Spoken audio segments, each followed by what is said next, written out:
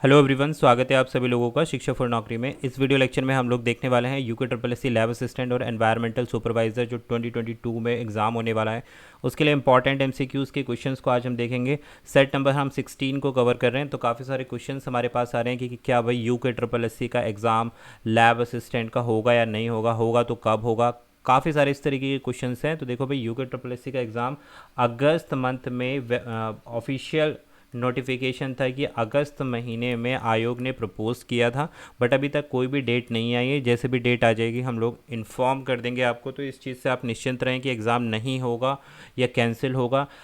Cancel होता तो भी नोटिफिकेशन आता, अभी तक कोई ऐसी न्यूज़ नहीं है। तो आप अपने एग्ज़ाम को कॉन्टीन्यूसली प्रिपेयर करें, और साथ ही साथ में जो एग्ज़ाम की डेट है, अगर अगस्त में नहीं हुआ तो मोस्ट प्रोबेबली सितंबर में जाएगा। डिले हो सकता है, बट ज़रूर आयोग इस चीज़ को कराएगा। टेलीग्राम पर ज़रूर कनेक्ट कर लेना शिक्षा फॉर नौकरी को। इस वीडियो का पीडीएफ विद आंसर्स में टेलीग्राम पर डाल दूंगा, तो मेक श्योर आप टेलीग्राम से ज़रूर कनेक्ट कर लें। साथ ही साथ अगर चैनल पर नए तो सब्सक्राइब कर लें, क्योंकि शिक्षा फॉर नौकरी की वेबसाइट में लॉन्च करने वाला हूँ बहुत जल्दी, जिस पर आपको काफ़ी सारी इन्फॉर्मेशन मिलेगी regarding UK triple S C, C TET, UP TET, कि कैसे आपको एग्ज़ाम को प्रिपेयर करना है। साथ ही साथ आपको वहाँ पर नोट्स भी मिलेंगे।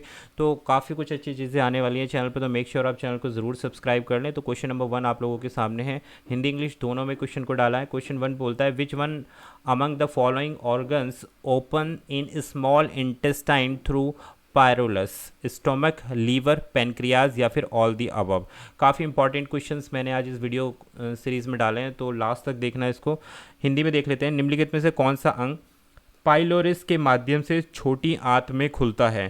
पेट, लीवर, अग्नाशय या फिर उपयुक्त सभी। क्या बोला गया है? कौन सा अंग पायरोलिसिस के माध्यम से छोटी आंत यानी कि स्मॉल इंटेस्टाइन में खुलता है? तो राइट आंसर है हमारे पास स्टोमक, पेट जिसको बोलते हैं।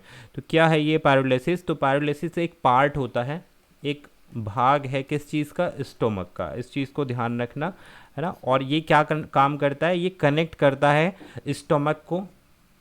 ये कनेक्ट करने का, पायरोलिसिस कनेक्ट करने का काम करता है। जो आपका पेट यानी कि स्टमक होता है, उससे कनेक्ट करता है किस चीज़ को? डिओडिनम जो होती है उसको कनेक्ट करने का काम करता है। तो ये आपको बात क्लियर हो गई होगी, क्योंकि यहाँ से क्वेश्चन बन सकता है। पायरोलिसिस क्या है? पायरोलिसिस पार्ट ऑफ स्टमक है, जो क्या करेगा भाई? कनेक्ट करेगा, यानी कि जोड़ने का काम करेगा स्टमक को किससे? डिओडिनम से। तो कहाँ खुलता है ये? स्टमक में खुलता है। Option number A is the right answer. और अगर मैं बात करूं पैरालिसिस के बारे में, तो ये दो प्रकार का होता है। इसके दो पार्ट्स होते हैं पैरालिसिस के। पहला क्या है?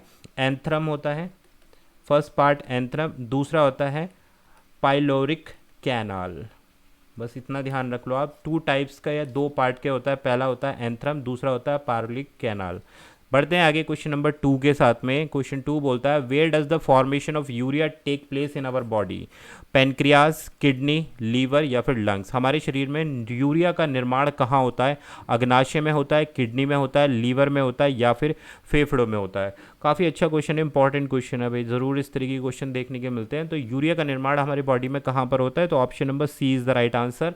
सी करेक्ट है, लीवर में होता है भाई। इस चीज़ को ध्यान रखना।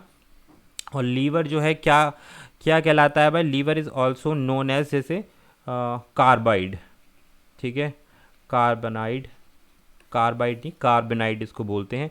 ये क्या होता है? कार्बनाइड क्या होता है? एक प्रकार का वेस्ट होता है। It is a waste product होता है। यूरिन में जो कार्बनाइड होता है एक प्रकार का वेस्ट प्रोडक्ट होता है। ज़्यादातर लिविंग जितने भी जीवित जीवाश्म हैं उनमें पाया जाता है। और जो ये मेजर ऑर्गेनिक घटक है, कंपोनेंट है, अगर पूछा जाए यूरिन का एक मेजर कंपोनेंट क्या है ह्यूमंस में, अगर हम बात करें तो ये ह्यूमन यूरिन में तो ये है कार्बनाइड। बात क्लियर हो गई।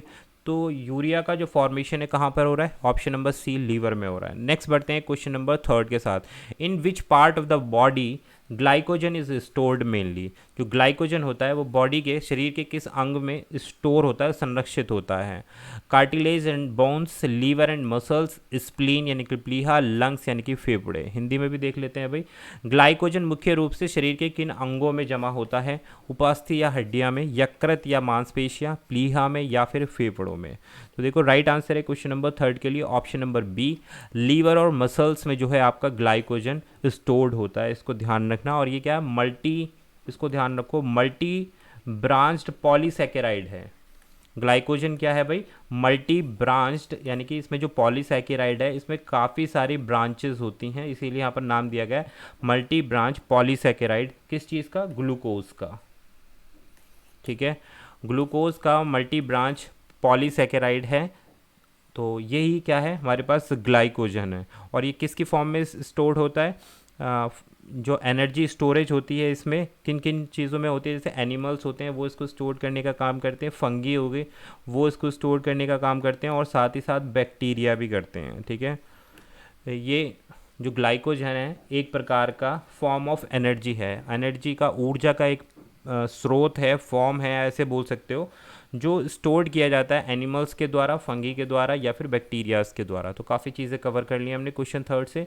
नेक्स्ट आता है question number 4, the red colour of red wine is mainly because of. बहुत इंपॉर्टेंट क्वेश्चन है भाई, इस तरीके के क्वेश्चन आपको देखने के लिए मिलेंगे UKSSC लैब असिस्टेंट में। Option A chemicals in wines, B pigments, या फिर सी कलर ब्लेंडेड, या डी एजिंग। एजिंग का मतलब समय के साथ जिसको हम बोलते हैं। तो आगे देखते हैं, रेड वाइन का लाल रंग मुख्यतः किस चीज़ के कारण होता है, ये क्वेश्चन पूछा गया है। शराब में अगर हम केमिकल मिला दें, वर्णक मिला दें, रंग मिश्रित कर दें, या फिर एजिंग, एजिंग मतलब टाइम टेकिंग प्रोसेस जो होता है, बुढ़ापा तो इसको गलत कन्वर्जन है इसका, एजिंग टाइम टेकिंग प्रोसेस जो होता है। तो भाई देखो, रेड वाइन का कलर जो रेड होता है मेनली बिकॉज ऑफ जो इसमें पिगमेंट डाले जाते हैं, जो उसमें वर्णक डाले जाते हैं, इन पिगमेंट की वजह से होता है। फॉर एग्जाम्पल, अब आप कहोगे पिगमेंट बताओ सर कौन सा हो सकता है, सच एज एंथ्रो या एंथोसाइनिन, एंथ्रोसाइनिन, इस चीज़ को ध्यान रखना, ये क्या है, एक प्रकार का पिगमेंट है। एग्जाम्पल दिया मैंने आपको पिगमेंट का, वर्णक का, तो एंथोसाइनिन। अब ये किस चीज़ में पाया जाता है, ये पिगमेंट मेनली फ्रूट्स में पाया जाता है। और फ्रूट्स आपका हो गया, आप कौन कौन से फ्रूट्स हो सकते हैं जिनमें एंथ्रोसाइनिन पिगमेंट पाया जाता है। फॉर एग्जांपल जैसे आपका ब्लूबेरीज जो होती हैं इनमें पाया जाता है, या फिर जो चेरीज़ होती हैं इनमें पाया जाता है।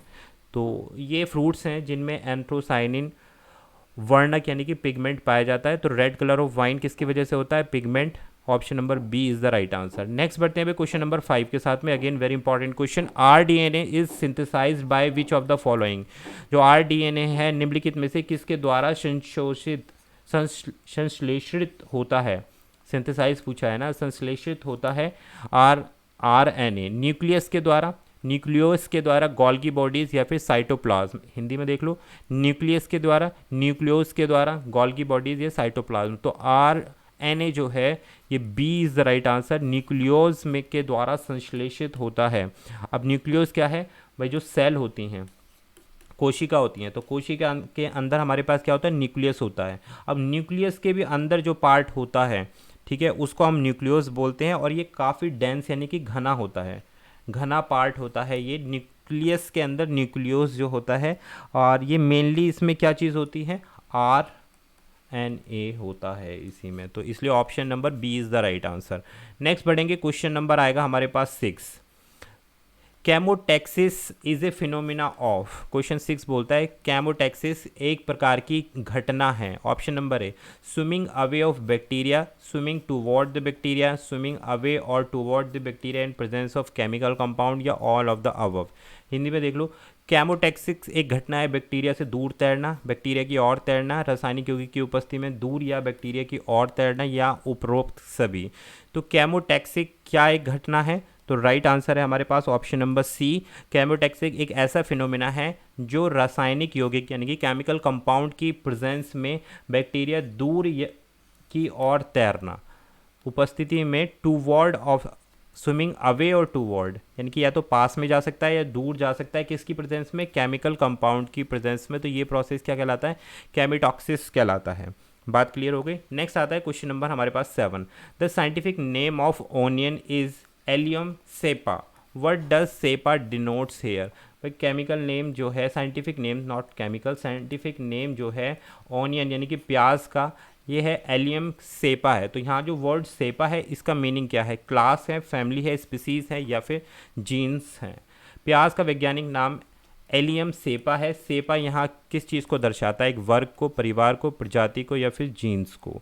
तो राइट आंसर है यहाँ पर स्पीसीज को दर्शाता है ये, तो option number C is the right answer. Cepa क्या है, एक प्रकार की स्पीसीज को रिप्रेजेंट करता है यहाँ पर। बात क्लियर हो गई? तो option number C is the right answer. Scientific name में ऑनियन एलियम सेपा में cepa is a type of species. Next बढ़ते हैं question number 8। Who among the following is credited for the corpuscular theory of light. आपको बताना है निम्नलिखित में से किसको क्रेडिट किया जाता है कॉर्पस्कुलर थ्योरी ऑफ लाइट यानी कि प्रकाश के कर्णिका का सिद्धांत का श्रेय किसको दिया जाता है? आइजैक न्यूटन को दिया जाता है, या ह्यूजेन को दिया जाता है, एल्बर्ट आइंस्टीन को दिया जाता है, या जेम्स क्लार्क मैक्सवेल को दिया जाता है? तो क्वेश्चन पूछा गया है corpusculars of theory of light, right answer है ऑप्शन नंबर है। ये किसने प्रपोज किया? आइजैक न्यूटन ने इसको प्रपोज किया है, ठीक है। और इस थ्योरी को किसने रिप्लेस किया था? ह्यूजेंस ने इस थ्योरी को रिप्लेस किया था। और क्यों किया था? क्योंकि इनकी थ्योरी में जो theory of light Isaac Newton ने जो दी थी और ह्यूजेन ने इसको रिप्लेस किया था, क्योंकि इनकी थ्योरी में, आइजैक न्यूटन की थ्योरी में जो प्रकाश में डिफ्रैक्शन फिनोमिना है या फिर इंटरफेरेंस, ये जो टर्म्स हैं ये आपने सुनी होंगी, इंटरफेरेंस, डिफ्रैक्शन, तो ये जो प्रोसेस हैं ये एक्सप्लेन नहीं की थी आइजैक न्यूटन ने, तो इसको प्रपोज किया ह्यूजेनस ने। तो इसके बाद इन्हीं की थ्योरी आई। और तो option number A is the right answer. जो प्रकाश की कणिका का सिद्धांत है आइजैक न्यूटन के द्वारा दिया गया। नेक्स्ट बढ़ेंगे, क्वेश्चन नंबर आ गया हमारे पास 9। Again very important question, physics का क्वेश्चन है भाई। Linear momentum can be described in which of the following units. जो लीनियर मोमेंटम है उसको किस यूनिट्स में हम डिफाइन कर सकते हैं? 4 यूनिट हमें यहाँ पर दिए हैं, हिंदी में देख लो। रैखिक गणित का वर्णन निम्नलिखित में से किस इकाई के द्वारा किया जा सकता है? यहाँ पर इकाई दे दी। तो लीनियर मोमेंटम जो होता है उसका आपका फॉर्मूला आपको पता होना चाहिए। Linear momentum is equal to mass गुणा वेलोसिटी, ठीक है भाई। और इसकी जो डायमेंशन होती हैं वो क्या होती है? m की पावर 1, l की पावर 1 और t की पावर 1। ये भी आपसे पूछा जा सकता है कि इसकी लीनियर मोमेंटम की डायमेंशन क्या है। तो m की पावर 1, l की पावर 1, t की पावर 1। यहाँ पूछ रहे हैं आपकी यूनिट्स क्या होंगी। तो यूनिट्स हैं option number D, kilogram per second. इसको ध्यान रखना, option number D is the right answer. Kilogram per second is the unit of linear momentum. बात क्लियर होगी? Linear momentum is equal to mass into velocity. Next पढ़ेंगे question number 10 के साथ। Which of the following is or are correct about kinematic energy. जो kinetic गतिज ऊर्जा जो होती है, निम्नलिखित में से कौन सा गतिज ऊर्जा के बारे में सही है? गतिज ऊर्जा सकारात्मक या नकारात्मक हो सकती है। गतिज ऊर्जा संदर्भ के फ्रेम में स्वतंत्र होती है। दोनों ए और बी या उपयुक्त में से कोई नहीं। तो देखो राइट आंसर यहाँ पर रहेगा क्वेश्चन नंबर 10 का ऑप्शन नंबर डी।